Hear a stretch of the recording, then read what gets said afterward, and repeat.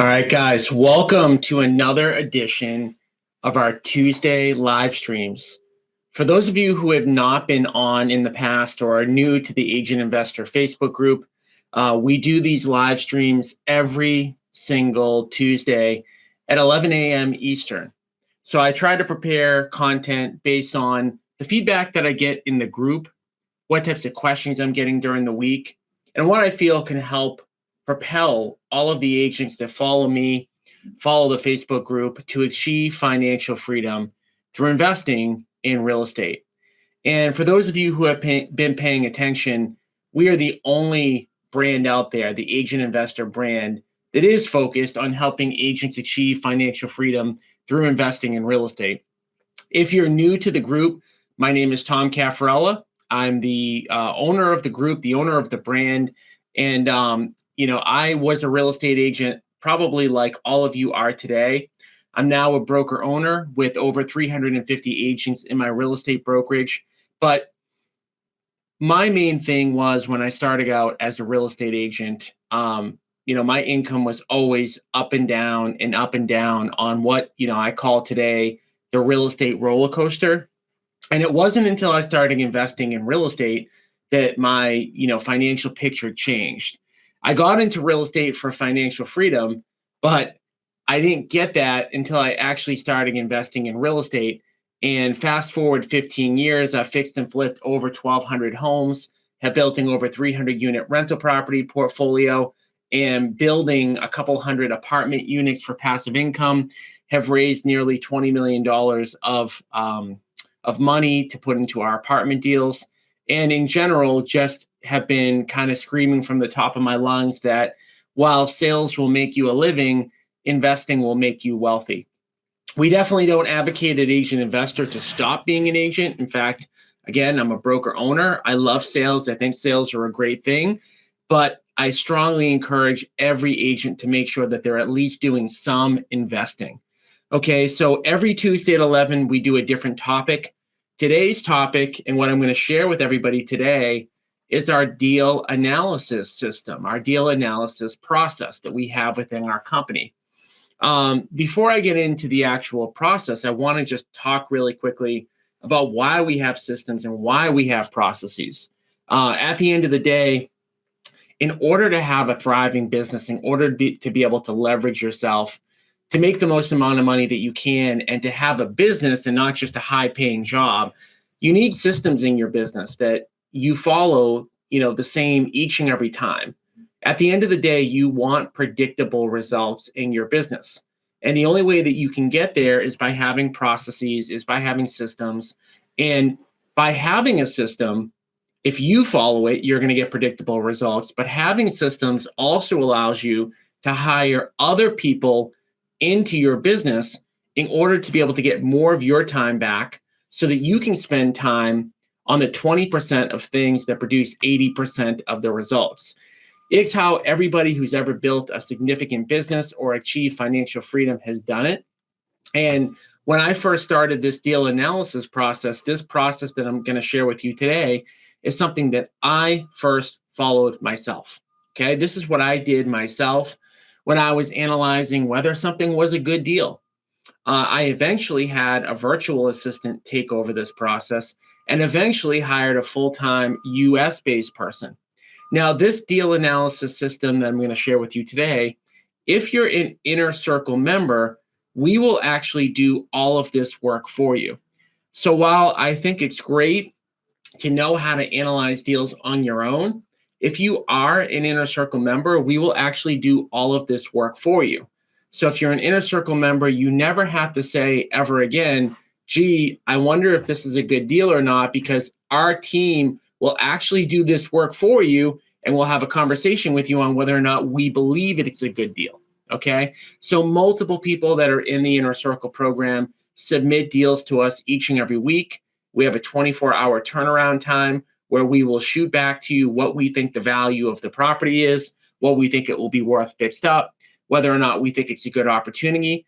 And for those of you who are looking to partner with us that are in the Inner Circle, whether or not it's a deal that we would potentially partner with you on.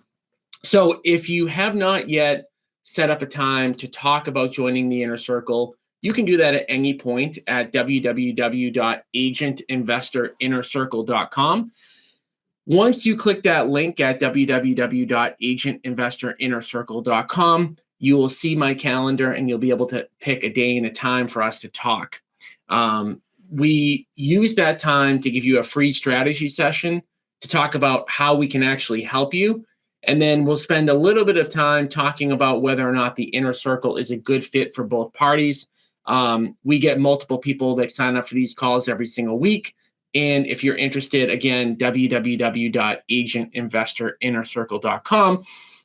And again, the last thing I want to talk about really quickly before I jump into this is just that the system we're going to teach today is just one of the systems that are in our business that we're going to be teaching and training on at the 2-day event that we're having coming up on April 12th and April 13th. If you have not registered for the event, we only have room for 250 agents. We're very close to capacity at this point.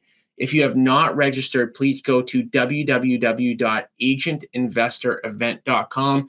It's a free event. Not only is it a free event, but you're also going to have the opportunity to win a free all-inclusive 2-person trip to Aruba just by bringing a guest. Now, you don't need to bring a guest to the event to come to the event, but if you know another agent who could benefit from investing in real estate, who you feel like it could open their eyes or help them on the right path, help us help you, and potentially win a trip to Aruba by going to www.agentinvestorevent.com. All right, with all that said, let's jump into it. Okay, so let's just kind of set the stage as to why we even need this process to begin. So at the end of the day, my company does a few different things, right? We have a real estate brokerage where we have over 350 agents. Our focus is on helping agents achieve financial freedom through investing in real estate. That's one way that our company makes money.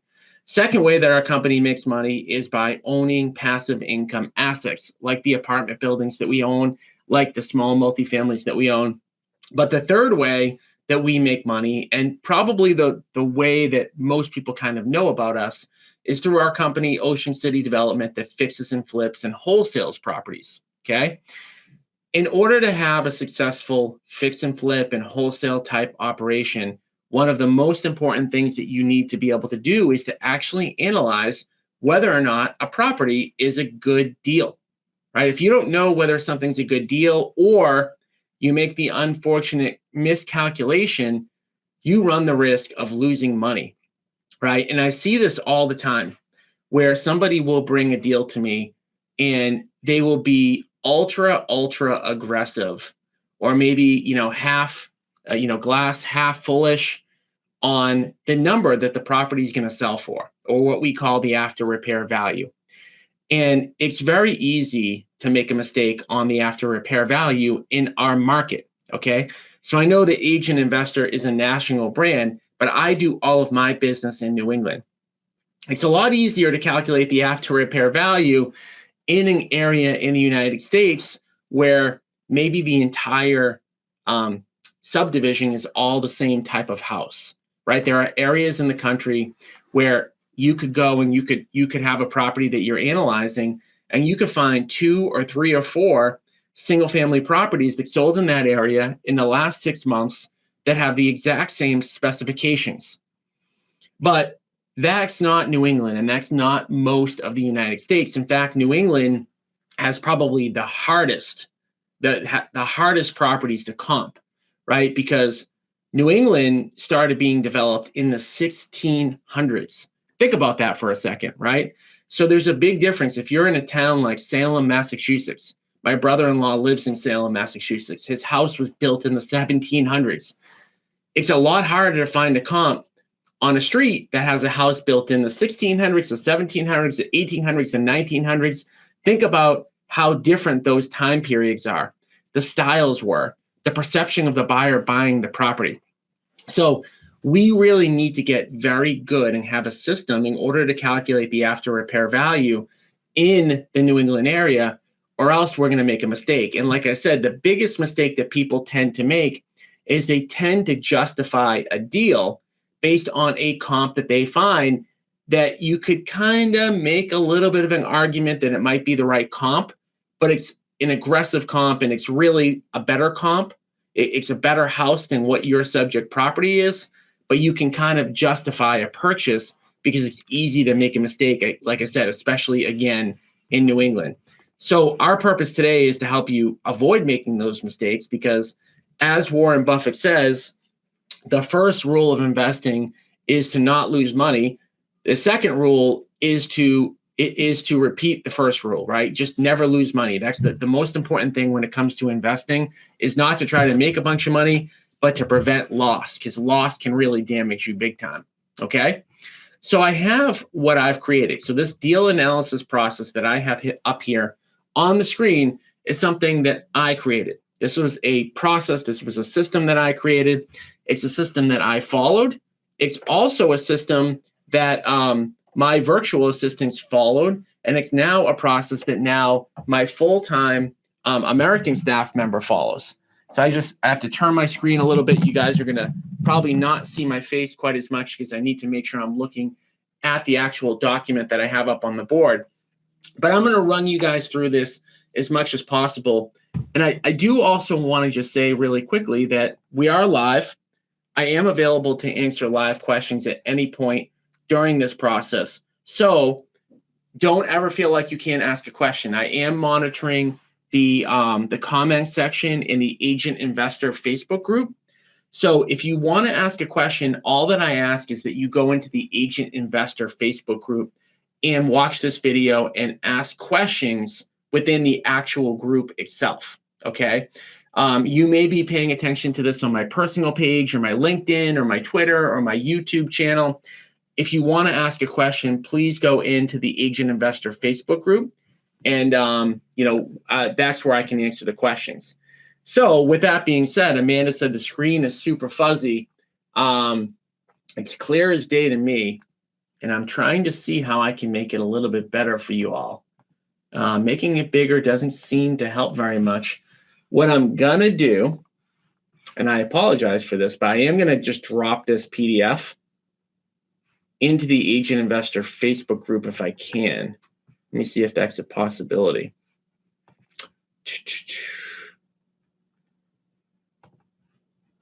Because this is a fairly big doc. I think I'm going to have to upload this as a link so that I can give it to you guys. Bear with me for 1 second while I do that, because I do want you guys to be able to see this chart. Because I do think it's that important for you to be able to see it. I am going to walk you all through it. And I will say, that as much as I want to be able to teach you guys, everything that I know about this process today, this is something that we developed over the course of literally 10 years. Now that link has officially been dropped into the comment section of the Agent Investor group. So if you guys want to open it up, you can. I do see on the screen it's a little tiny bit fuzzy, and I don't see that I have the ability to change that in any way. Whether I make this bigger or smaller, it seems like it might just be like a resolution thing. Let me just try one more thing here to see if this matters, and it doesn't seem like it does. Oh, well, that's a bummer. Well, you guys all have the link at least. And so I'm going to just leave this up so that I can take a look at it and kind of like walk you guys through it. I will talk my way through it, okay? So in the upper left-hand corner, the first thing that I'm going to look at is just when you are out there and you're generating opportunities, you're generating leads. Again, we're talking about like fixing and flipping homes, wholesaling homes, or trying to buy small multifamily deals at a discount. You're going to be out there and you're going to be doing things to generate opportunities. You're going to try to generate face-to-face seller appointments by mailing or calling or texting or door knocking or referrals through your SOI. And the first thing I always want to look at is whether or not something can even be an investment deal. Okay. Most of the time, these things can't even be investment deals. And I'm going to tell you why. So in the upper left-hand corner, all of these things need to be met in order for this to even be a house that you could potentially even buy at a discount. Okay. Most properties, like if you go around and you randomly door knock in a neighborhood, most of those properties can't even sell to you at a discount. You can't even get a deal on them because of the following reasons. So the first thing we look at is the mortgage balance divided by the Zillow value. Okay. Why do we care about that? Okay.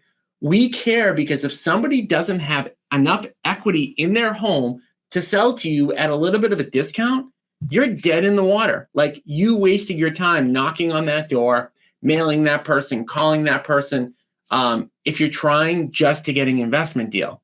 Now, of course, we all know we're agents, right? We're agent investors. We can always take these as listings, but they can't be investment deals if the mortgage balance divided by Zillow is greater than 80%, right? So let me just give you a quick example.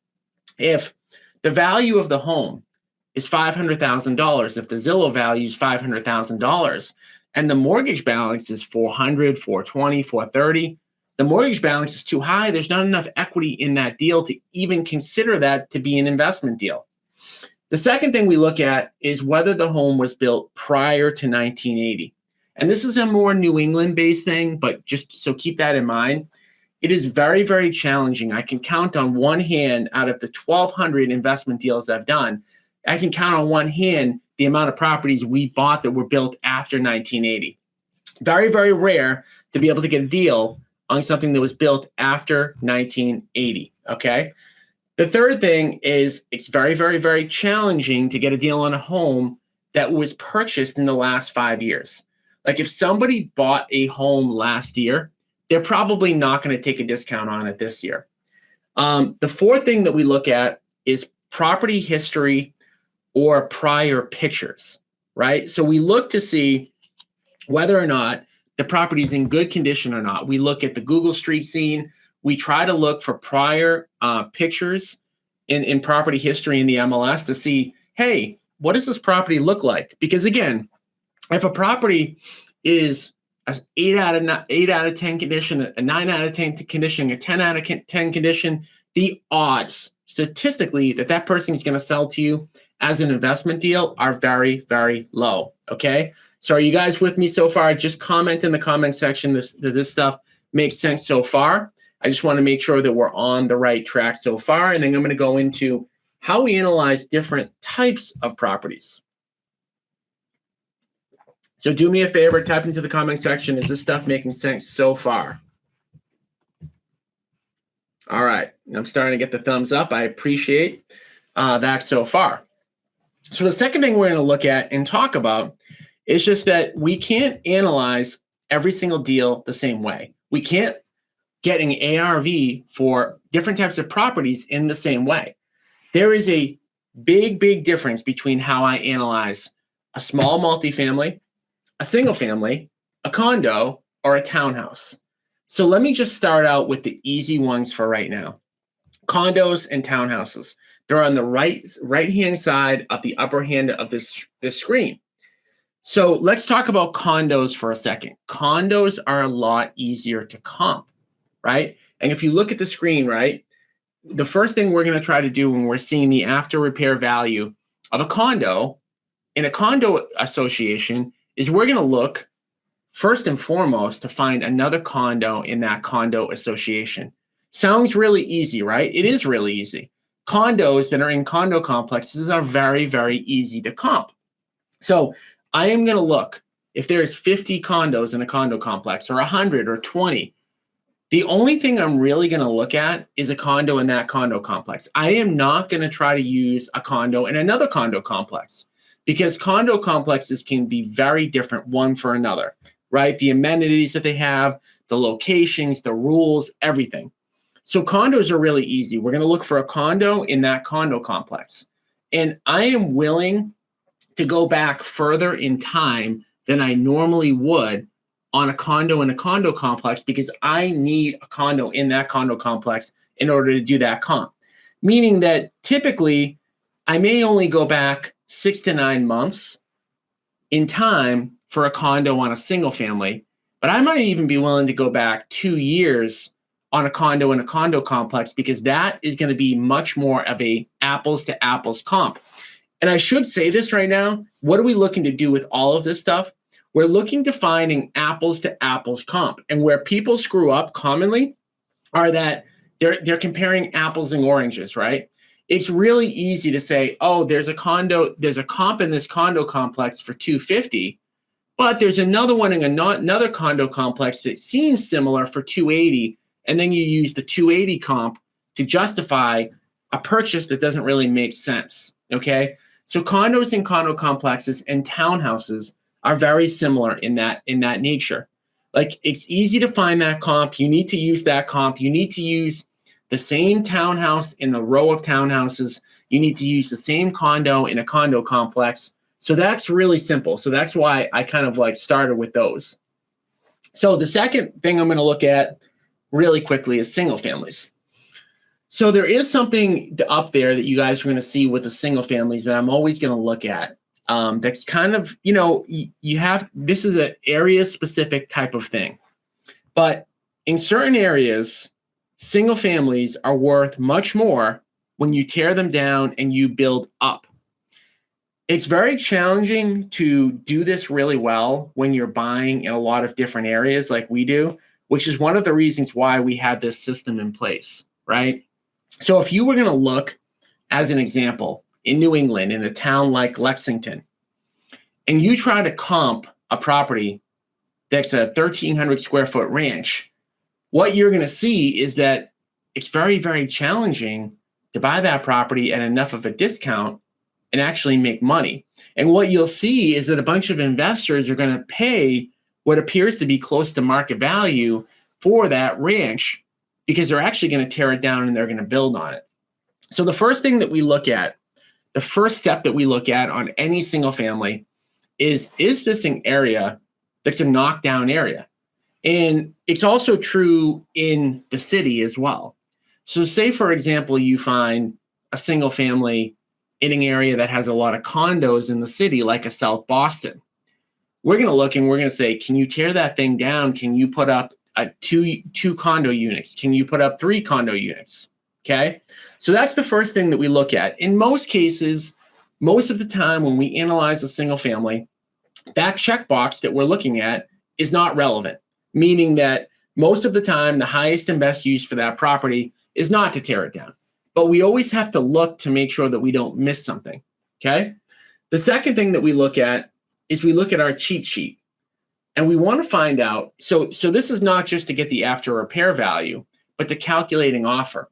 So the second thing that we like to look at is we like to look at the type of property and the type of reno. Okay, so if you go down on that cheat sheet, again, this is something that I created. This is an imperfect science. What I want you guys to do are 2 things as I'm going through this. First, know that if you're in the inner circle, we're going to do this for you. So you don't need to get too caught up in this. If you're not in the inner circle, you don't want to join the inner circle for whatever reason, just keep in mind that your market may be a little bit different. You may not like exactly how I'm doing things. So you have to kind of create something like this for yourself, okay? So again, getting back to single families, we talked about the first thing that we're going to look at is it a knockdown? If it's not a knockdown, now we have to look at what type of single family is it. I'm going to put my cursor up and kind of highlight the part that I'm talking about right now. So it's challenging. Again, we're in a market, we're in New England, where depending on the year, there are so many different styles. And this is, again, an area where there can be a lot of mistakes made, a lot of confusion, a lot of, I don't want to say over-exaggeration, but mistakes made where you're going to think a property might be worth more than it really is, and you might pay too much. So I've organized the style of property from basically, for the most part, the least valuable to the most valuable, okay? And if you guys kind of look on that screen, you'll see that these are generalities. But in general, a bungalow is going to be worth less than a ranch, is going to be worth less than a small cape, is going to be worth less than a large cape, is going to be worth less than a bigger colonial or gambrel, and is going to be worth less than a large colonial or a large Victorian, okay? These are generalities, okay? So again, I should point out that determining what to offer on a house and determining what it will sell for after the fact, it is a combination of a science and an art. Okay, so what we have up here on the screen is the science, right? But we also know that it's partly an art too. And that's again one of the benefits of being on the inner circle is that you always get a second opinion, right? So if we've fixed and flipped 1,200 homes and we're going on 100 appointments a week, that's 100 properties times 50 weeks. That's 5,000 properties we're looking at per week over the course of a 10-year period. That's 50,000 homes that we've analyzed. So where I say it's an art is that this is not an algorithm, right? This is not, chat GPT. This is not artificial intelligence. There requires a human to have some input here. So as you're seeing what I have up here on the screen, which is that I believe that in general, bungalows are worth less than ranch, less than small capes, less than large capes, less than bigger colonials or gambrels, less than large colonials and Victorians. There is someone out there that's been in real estate for long enough that knows that there's some exceptions to these rules. But if I have a bungalow that's got kind of a funky layout and I see it's got like 700 or 800 square feet or 900 square feet, I don't want to compare that to a larger or a larger cape that even has maybe the same square footage, because I know in general the layout's going to be a little bit worse. The feel of the home is going to be a little bit worse. Maybe even the craftsmanship is going to be a little bit worse. So again, talking about trying to find apples to apples comparisons, in an ideal world, if your subject home that you're analyzing is a bungalow, in an ideal world, you're going to find another bungalow. But here's where it's challenging in an area like New England. A lot of times we have to kind of make exceptions. So we may have to compare a bungalow to a ranch, right? But if I'm doing that and my subject property is a bungalow, in my mind, I'm going to make that a little bit of an adjustment down on the ARV, okay? So, getting back to this top here, where we're talking about the cheat sheet, we're looking at the style of the home.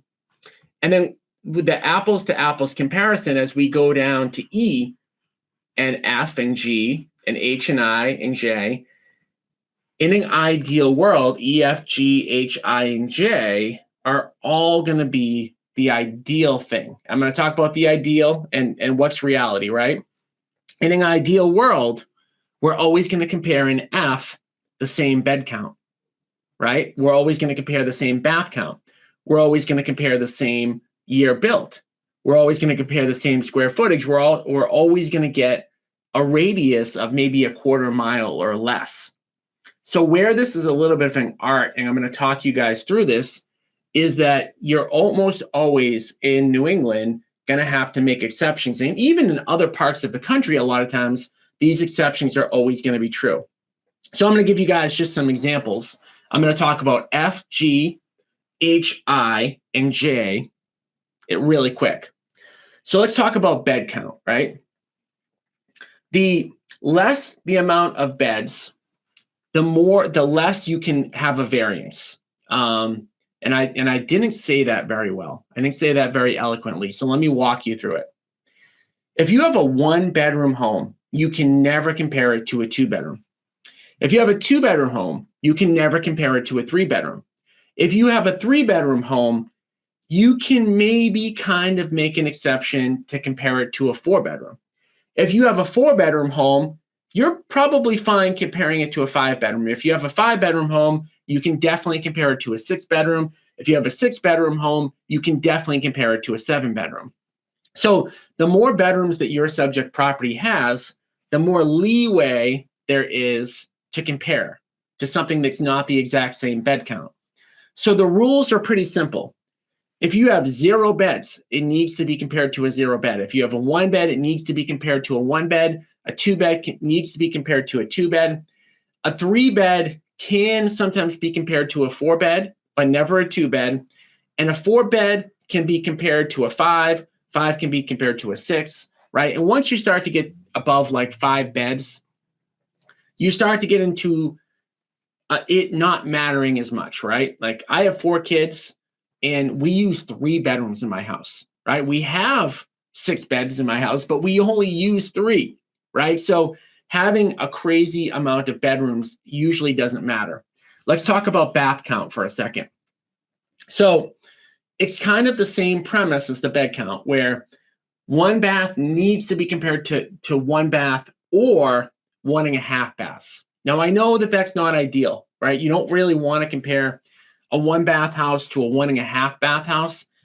But if you're making an exception, sometimes you can. Of course, just know that if you're comparing a 1 bed to a 1.5 bed, you're going to have to discount that 1 bed a little bit.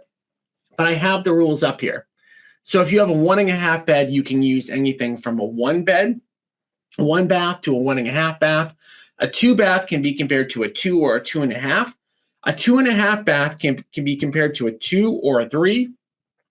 And a 3 bath can be compared to anything from a 2.5 bath to a 4 bath.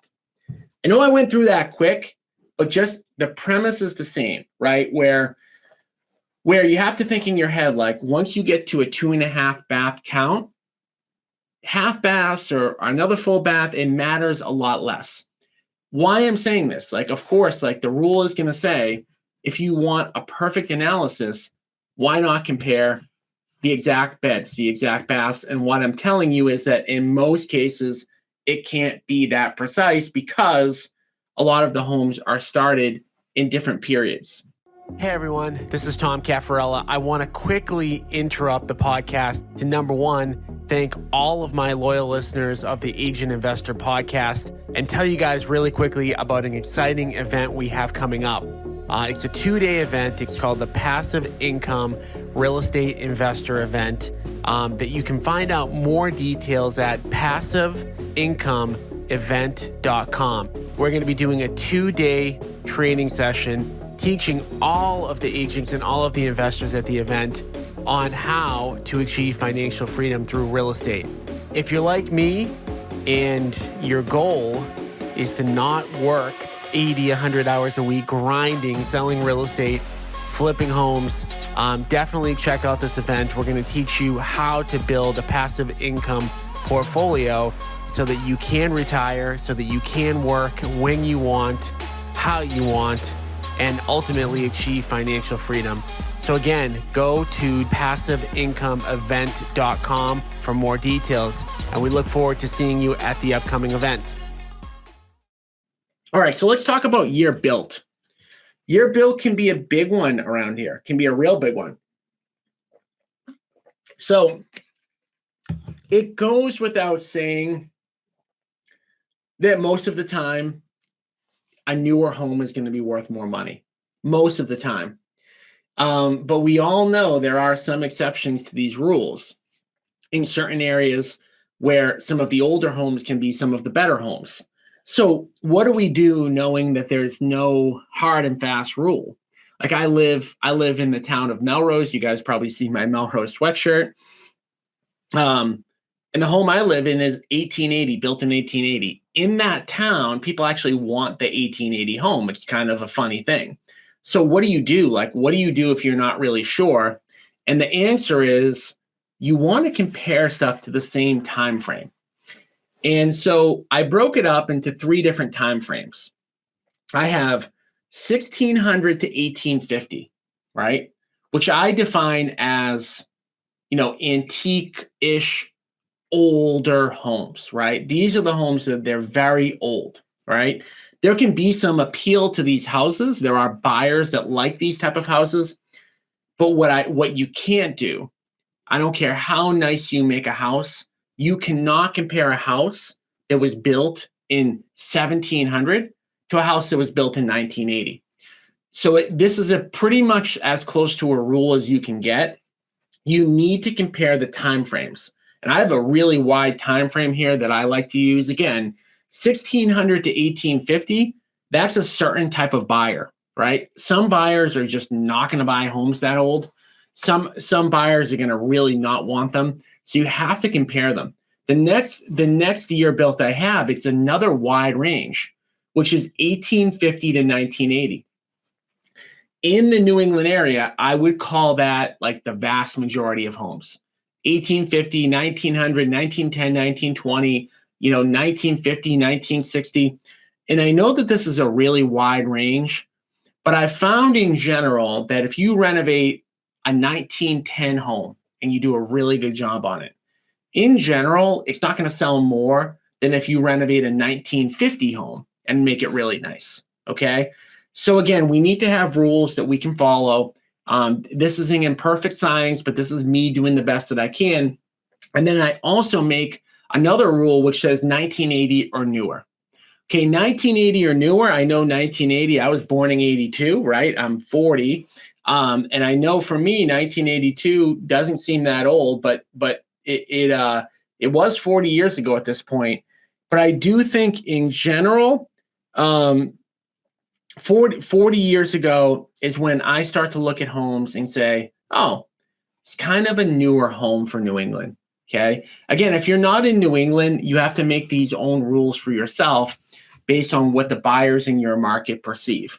I know that if a house was built in 1990 in New England, in general, people are going to be like, oh, that's kind of a newer house. That is probably very different in Tampa, Florida. So just keep that in mind.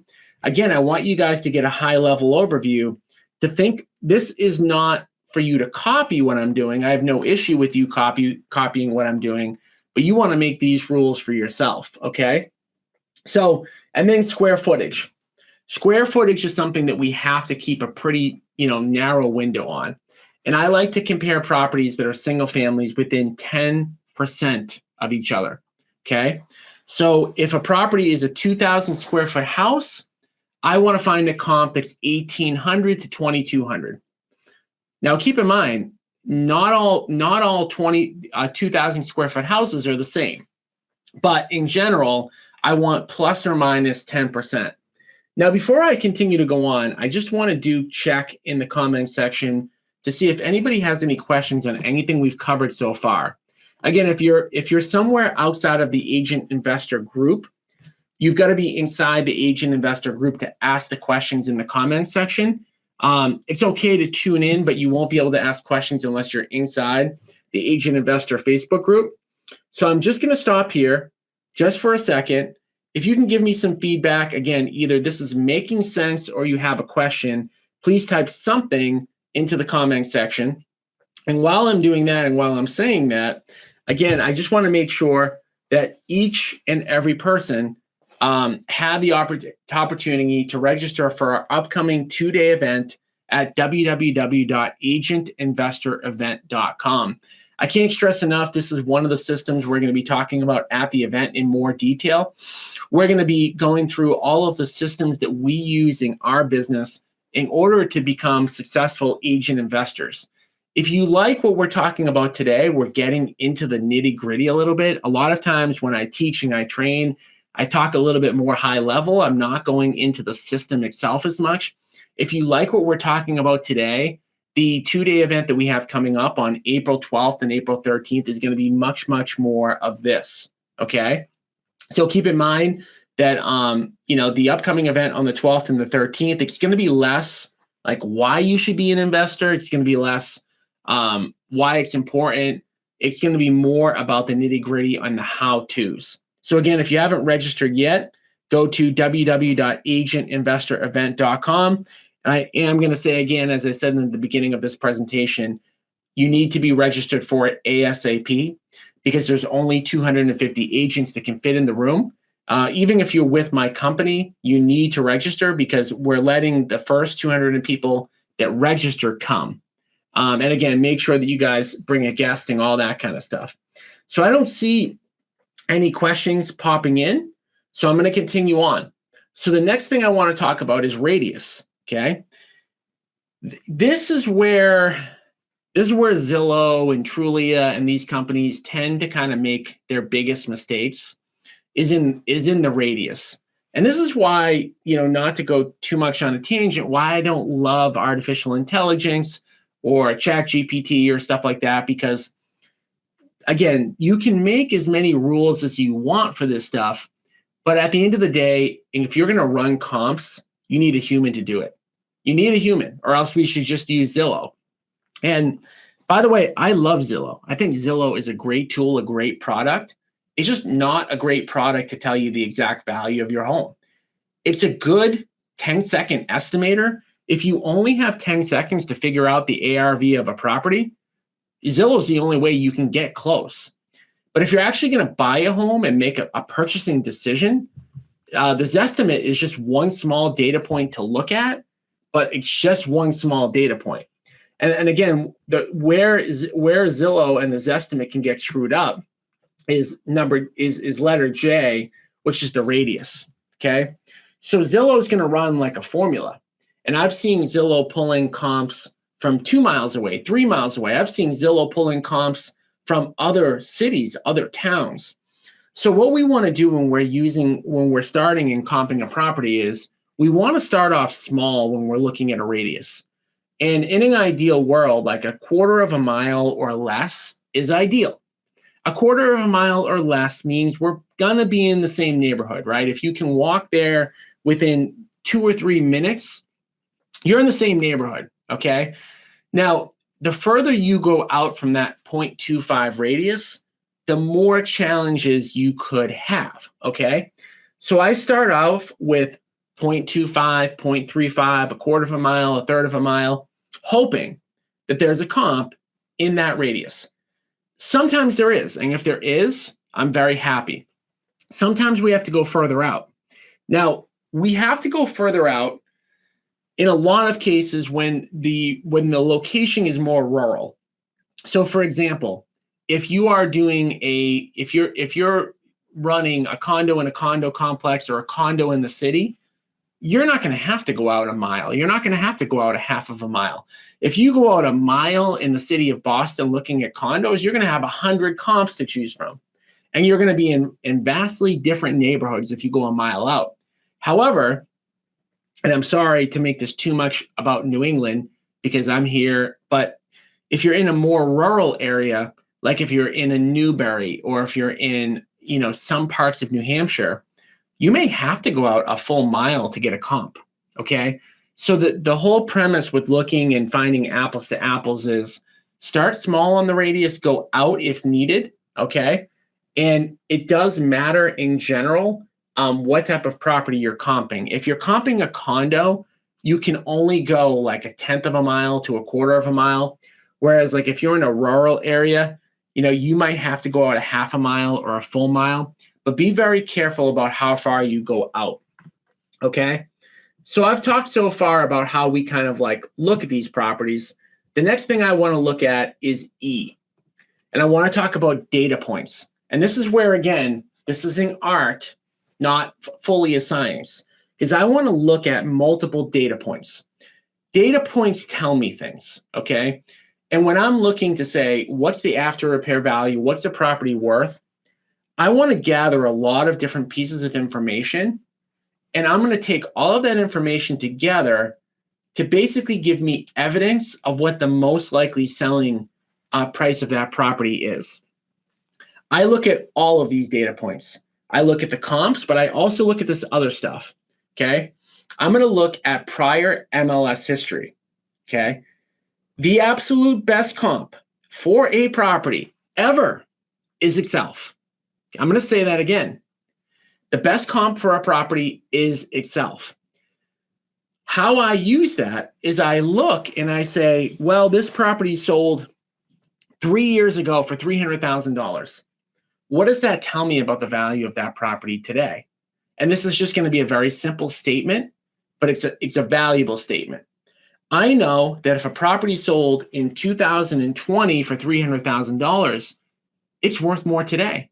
If that same exact property sold 3 years ago for $300,000, it's worth more today. Simple statement, but you can kind of put this on a chart, and you can say, you can extrapolate it. You can say, well, if a property if your subject property sold in 2006, what would it be worth today? So you can kind of get an idea based on when the property sold and where the market was at that time to determine what the actual value of that property is. That's one data point. Okay, we don't want, the only way, by the way, that I would obsess over that data point is if that property sold within the year. At this point in my market, the market's pretty much flat from a year ago. If a property sold a year ago for $300,000, it's worth right around 300,000 today. I'm not even going to look at any other data point. That's how powerful that data point can be. Now, again, I want to stress enough that you're not typically looking at a property that sold a year ago, right? But if you are, that's a strong data point. I also want to look at public record. Why do I want to look at public record? I want to look and I want to see what the assessed value of that property is. Almost all of you will know that today in almost every market across the United States that the assessed value is typically lower than the value of the property. And it's almost definitely lower than the value of the ARV of the property. So why is this important? Well, I like to look at the assessed value of a property because there are instances where a property is assessed really low or really high and catches me off guard. So there are times where maybe you pull a comp within a quarter of a mile, and then maybe that comp says the property is worth $500,000. And then all of a sudden you see the assessed value at 600,000 or 700,000. That makes me jump back and go, wait a second, what did I miss? And 9 out of 10 times when the assessed value is much higher than I thought, that property's on a lake, or that property's on the water, or that property's in a cul-de-sac, or that property has something that's unique about it that I missed, okay? So all of these data points are very, very important to look at. The opposite is also true.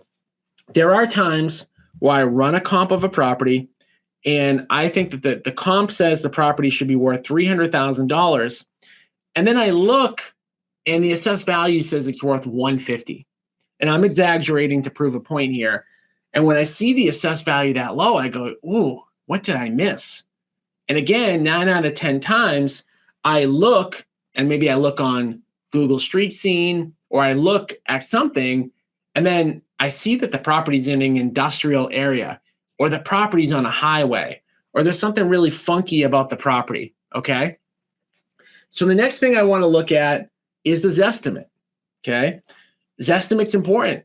Zestimate is similar to an assessed value, right? Where we know that the assessed value is typically lower than what the property's worth. I would say in general, the Zestimate is worth close to what the property is worth. In general. Very general statement. I know that probably incites a lot of emotion from people. I know some people hate Zillow. They hate the Zestimate. They think it's a joke. But I believe that the Zestimate's the easiest way to find a rough idea of the value of a property in 10 seconds.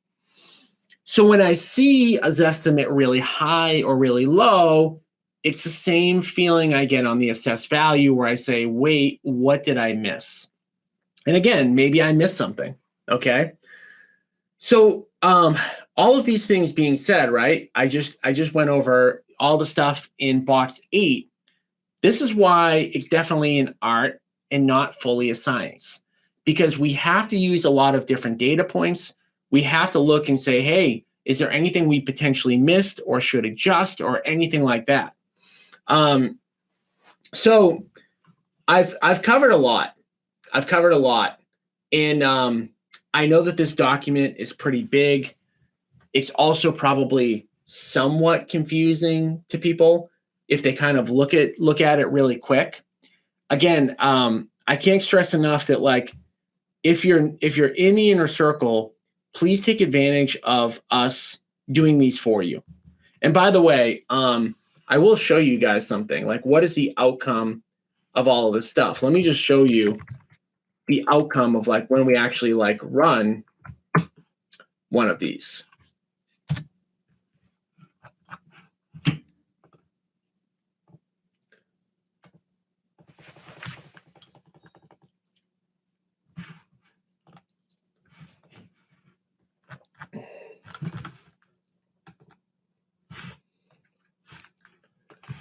So the rules were just up there. And again, I wish that, darn it, I wish that this could be visible. I don't have any idea why this is not showing the way that it should. Let me try to make this bigger. Nope, that's not helping either. I'm trying to think of any other way that I can share this. and make this a little bit easier to see.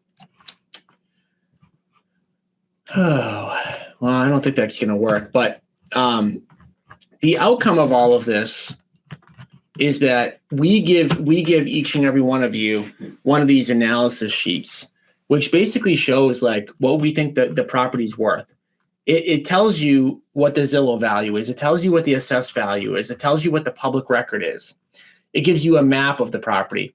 It gives you all of this is the public record information that we take a look at. It's going to give you this estimate like I talked about. It's going to give you the comp, right? This is the ARV comp on this property that we've used. So if you're in the inner circle and you're not sure what ARV comp to use, we're going to give you what we believe our ARV comp is, right? We're going to give you the valuation of what we think it is. Then we're going to also show you something called the 5-year street scene. The street scene is important because, while I said earlier today, the best comp for a property is itself, the second best comp for a property is on the same street. So we like to look at the same streets of a property just to get an idea, like, is this like a highly desirable street? Is it not? So this all just kind of comes down to like, we showed you guys this deal analysis sheet, but we don't want to just analyze the deals. We want to actually come up with a value so that we can figure out like if it's a deal worth doing, right? So I want to open this up to any questions that you guys have right now. I know I covered a lot, and this is something that keep in mind, like, when I train my VAs and I train my full-time person, Kathleen, to do this, like, this is not something that I gave her this sheet and I gave her a half an hour, presentation or a 45-minute presentation and she knew how to do right away. This is an art form. This is something that even if you follow the rules and have a system, it's always good to get a second opinion of, somebody that's done 50,000 of these in the past. And I think even if you know how to do this well, if you're going to make an investment in a small multifamily, in a fix and flip, if you're going to wholesale a property, it makes a whole lot of sense to get a second opinion. You may not agree with us with the opinion that we have, but I can tell you that we're going to give you something to think about every time that we analyze a property for you.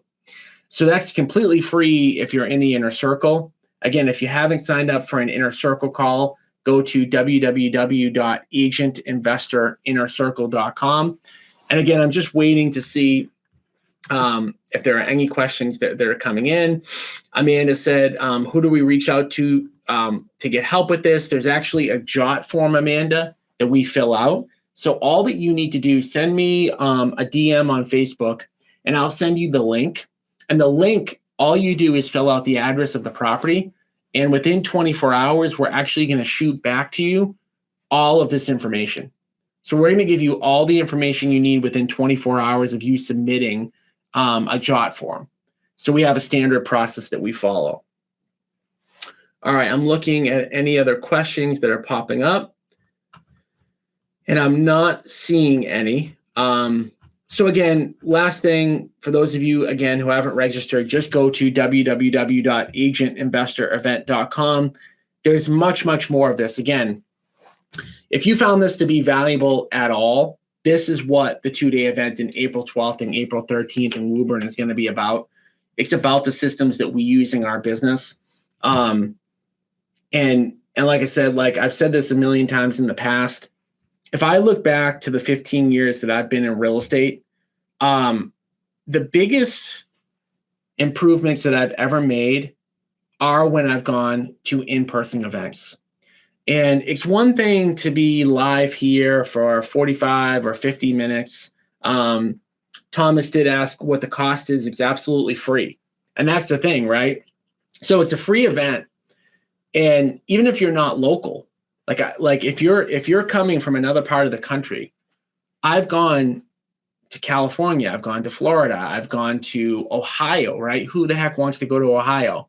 I've gone to Dayton, Ohio for 2-day and 3-day events that I felt were valuable, right? So my whole point, though, from a second ago is that there's something about going to a multiple day event that's much different than tuning into something, live like this. It's 2 full days of immersion. not just with myself teaching, but with my team teaching.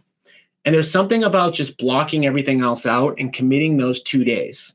And there's something even more powerful about getting on a plane to do it, right? I mean, to drive 15 or 20 minutes if you live in the greater Boston area, or an hour, I give you credit for doing that. But there's something much more powerful about getting on a plane or driving 3 hours. Like we had people last time that drove from like upstate New York 4 or 5 hours to get here.